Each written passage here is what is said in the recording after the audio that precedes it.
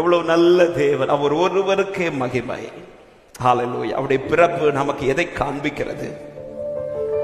நாம் அன்பு கூர்ந்ததினால் அவர் வந்தவர் அல்ல, நம்மில் அன்பு வைத்து வந்தார். எனவேதான் வேதம் சொல்லுகிறது, ஆமென், நம் அன்பு கூர்ந்து அவர் அன்பு கூர்ந்தார் என்று சொல்லாமல் அவர் முந்தி நம்மிடத்தில் அன்பு கூர்ந்தார். ஹல்லேலூயா. என் மேல அவர் வச்ச முதல் அன்பு, இந்த பூமியில என் தாய் என் மேல் வைத்த அன்பைக்கு முன்பாகவே அவர் முந்திட்டார். ஹல்லேலூயா. அவர் என் மேல் வைத்த அன்பு மாத்திரமல்ல, எனக்காய் அவர் வரணும்னு நினைச்சிட்டார்னா அவர் வந்துருவார். எனக்குன்னு ஒண்ணு செய்யணும்னு நினைச்சிட்டார்னா அவர் செய்திருவார். ஹல்லேலூயா. அவரை பிறக்க கூடாது என்று அல்லது அவரை அழிக்க வேண்டும் என்று அவருடைய பிறப்பிலிருந்தே சத்துரு போராடி பார்த்தார்.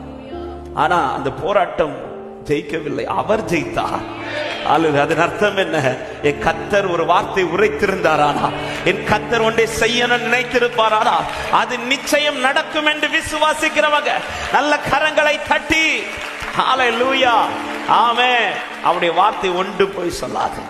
அதிலே வார்த்தையா இருந்தவர் எனக்கா இந்த பூமியில வந்து தோன்றினது போல என்னோட வார்த்தையா இருக்கிறவர் எனக்கா எல்லாவற்றையும் நிறைவேற்ற வல்லவர். ஹல்லேலூயா. எங்கிருந்து அவர் எங்கு வந்தார்? பிதாவின் மடியில் இருந்தவர், அவர் மடியில் வார்த்தையா இருந்தவர். ஆமென். திடீர்னு பார்த்தா மரியாள் மடியில உட்கார்ந்து இருக்கிறார். ஹல்லேலூயா. ஏன் ஆண்டவர் அங்கிருந்து இங்க வந்துட்டீங்கன்னா, நான் இங்க வந்தா என் பிள்ளை இங்கிருந்து என்கிட்ட வந்துடும். இந்த ஒரு வாட்சம்.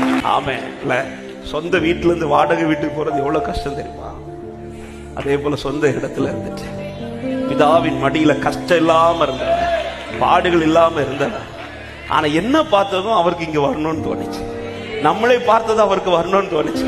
ஏன்னா அவருக்கு தெரியும், நான் இங்க வந்துட்டா அவன் இதே போல என் பிள்ளைங்க என் சமூகத்துல வந்து எங்களிடத்தில் முந்தி அன்பு கூர்ந்து எங்களுக்கு இந்த பூமியில வந்தவரே, நன்றியோடு உம்மை துதிக்கிறோம்.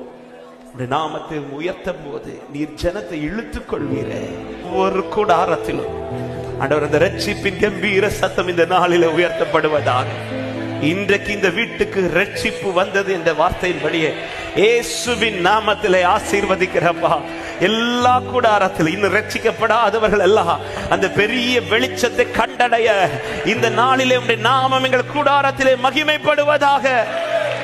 ஆண்டவர் எங்களுக்குள் உதித்தவர் ஒவ்வொருவருக்குள்ள இந்த வெளிச்சத்தை கட்டளையிடுவீராக. மட்டும் தேவன் மகிமைப்பட்டதற்காய் ஸ்தோத்திரம். ஹல்லேலூயா. ஆமென்.